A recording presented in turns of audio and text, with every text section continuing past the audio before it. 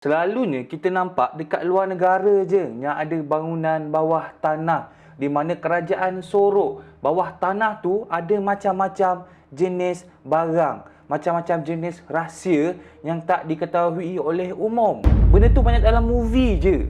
Tapi korang tahu tak, dekat Putrajaya pun ada benda macam tu.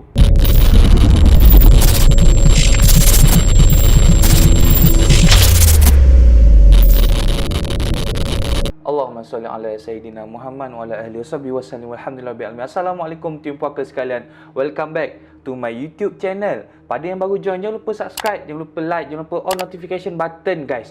Pada yang dah lama join, hi gang. Bertemu kembali kita dalam share puaka. Korang yang dah bagi super gift, super chat, saya nak cakap terima kasih banyak-banyak. Semoga murah rezeki, panjang umur, dipermudahkan segala urusan awak. Dan pada malam ni, share puaka kita lagi sekali, kita tak nak share pasal mambang tanah, mambang air, mambang api, mambang angin.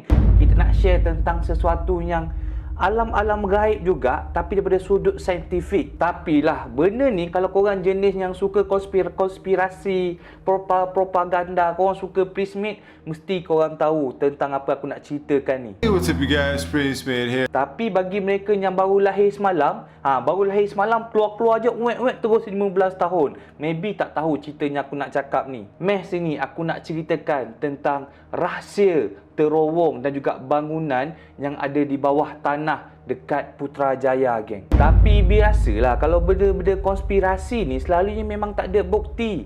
Memang cerita ni hanya untuk sharing, hanya untuk perkongsian sahaja. Janganlah korang ambil serius pula. Janganlah korang sampai minta mana fakta, mana dalil. Ini untuk fun-fun je, geng. Korang nak serius, pergi tengok Nona sana. Assalamualaikum, saya Nona. Hari ni kita nak bicara lelaki. Kenapa lelaki selalu mengajuk, tak cakap kenapa dia mengajuk. Nak serius-serius, pergi layan Nona ataupun Majalah 3. Dekat sini kita nak santai-santai, kita nak share-share tentang konspirasi yang tak tahulah betul ataupun tidak. So cerita dia begini, geng. Benda ni berlaku dekat seorang brother.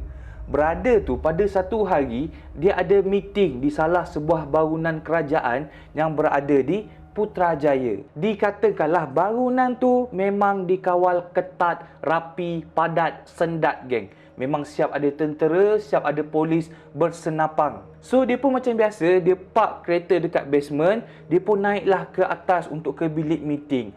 Meeting pada hari tu memanglah meeting gempak-gempak, meeting untuk macam-macam jenis meeting lah, dia meeting. Lepas tu pada pukul 1, 2 macam tu, diorang nak rehat. Brother ni dia seorang yang hisap rokok. Dia pun carilah tempat mana aku nak lepaskan asap sedas dua ni. Dia pusing bangunan kerajaan tu, tak jumpa mana zon merokok. Sebab bangunan kerajaan ni kau tak boleh merokok suka hati. Kan kau merokok suka hati kena tahan dengan gari. Kau bayangkan kena penjara sebab merokok. Dekat penjara tu kau seorang kecil macam tu. Kau nampak ada badan besar-besar, badan sador-sador. Kau tanya, abang masuk penjara sebab apa? Dia cakap, aku masuk penjara sebab aku bunuh ayam kakak ipar aku. Aku bunuh 15 ekor ayam depan muka dia. Kau pun, seram bang. Abang masuk penjara sebab apa? Saya masuk penjara sebab saya rompak bank.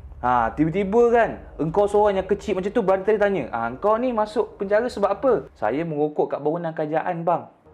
Tak ke malu, geng. Jatuh aib engkau sebagai lelaki. So cari, pusing tak jumpa mana zon merokok ni. Brother tadi pun cakap, ni kalau aku pusing lagi ni memang tak merokok aku hari ni. Aku dah gian dah ni. Okeylah kalau macam tu aku nak rokok dekat parking kereta. So dia pun turunlah ke basement, ambil lift yang sama, turun ke basement. Dekat basement tu dia terus pergi kat kereta dia. Dia buka keting. Dia buka pintu. Dia nyalakanlah api untuk merokok. Dia layanlah sedas dua. Tapi brother tu cakap, masa merokok dalam kereta tu, dia tak best. Rasa kedap, rasa tak boleh bernafas. Lepas tu dia buat apa? Dia pun keluar daripada kereta, sambil tangan dekat belakang macam ni, dia jalanlah sambil merokok. Dia jalan keliling basement tu, geng. Dia jalan.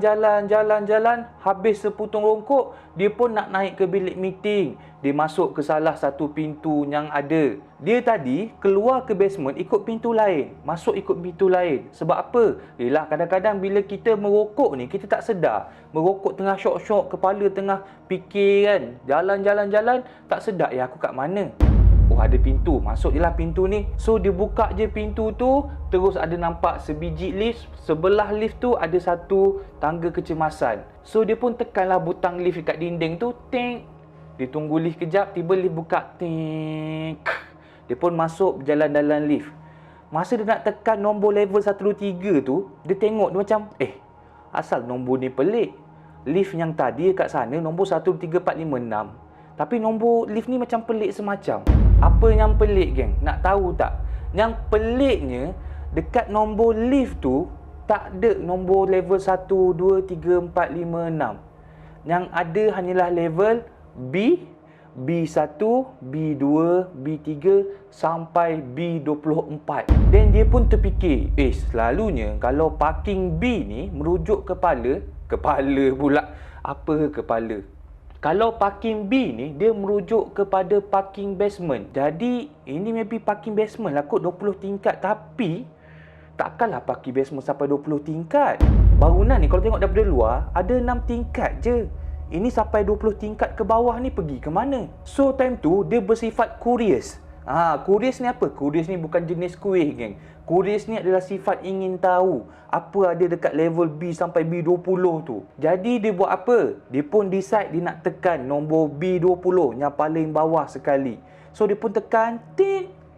Nombor tu tak menyala. Bila dekat lift, bila nombor je kita tekan tu tak menyala, bermaksud yang lift tu tak bergerak. Lift tu akan stay je kat situ. Dia tak detect kita nak pergi ke level mana. So bila dia tekan lagi sekali, tut, tak bergerak juga. Dia tengoklah nombor tu, tengok-tengok. Oh, dekat area nombor lift tu, dekat bahagian atas tu ada macam satu tempat scanning. So dia fikirlah, maybe nak masuk ke level bawah-bawah ni kena scan card. So dia pun fikir, okeylah kalau macam tu aku kena keluar dah daripada lift ni. Aku duduk lama-lama pun tak boleh nak ke bawah juga sebab aku tak ada card access nak scan turun ke bawah tu. Dia pun buka pintu lift, dia keluar. Dia keluar daripada lift, dia nampak pintu kecemasan tepi lift. Dia pun cubalah tolak nak ke bawah. Tolak-tolak ketat semacam berkunci. Dia tengok sebelah pintu kecemasan tu ada juga yang perlukan scan card access untuk buka pintu. Member tadi dah macam, apa yang rahsia sangat nak ke bawah ni sampai kena ada card access. So dia buat apa? Dia fikir, okeylah tak apalah, kau cerita aku keluar lah. Dia pun keluar balik ikut pintu tadi. Dia keluar ikut pintu tadi, pintu tertutup. Pum. Bila tertutup, dia terpandang dekat pintu tu ada perkataan dilarang masuk kecuali pekerja. So dia macam tanya lah, dilarang masuk kecuali pekerja? Tadi aku tak perasan pula papan tanda ni. Dia pun cuba buka pintu yang dia keluar tadi. Berkunci, geng. So bila dia tengok tepi pintu tu, ada juga tempat scan card access. Maksudnya nak masuk pintu lift tadi pun ada scanner card access. Tapi maybe berkemungkinan lah, ni dia buat kesimpulan, berkemungkinan lah ada orang baru sampai tapi pintu tu tak tertutup rapat. Sebab itulah dia dapat buka tadi mula-mula tanpa menggunakan card access. Konspirasi lainnya, geng, dekat Putrajaya tu dikatakan ada satu jalan bawah tanah, di mana jalan bawah tanah tu merupakan satu highway. Highway ni dia bersambung ke tempat-tempat penting di Malaysia, tapi melalui jalan bawah tanah. Diperkatakanlah highway tersebut daripada Putrajaya terus menuju ke KLIA 1, KLIA 2 dan juga beberapa tempat-tempat penting yang tak boleh cakap. Tapi jalan tu bukan sebarangan orang boleh lalu, hanyalah golongan-golongan VIP ataupun digunakan andai kata Putrajaya di-attack oleh enemy. Ada satu lagi konspirasi lah yang dikatakan dekat Putrajaya ni juga ada satu bunker. Bukan bunker yang engkau ni tua bunker nak main bola lagi, bawa-bawa lah mengucap kubur dah panggil. Bukan bunker yang tu, geng. Bunker ni orang cakap macam apa? Bilik perlindungan. Di mana bilik perlindungan tu memang besar gila, geng.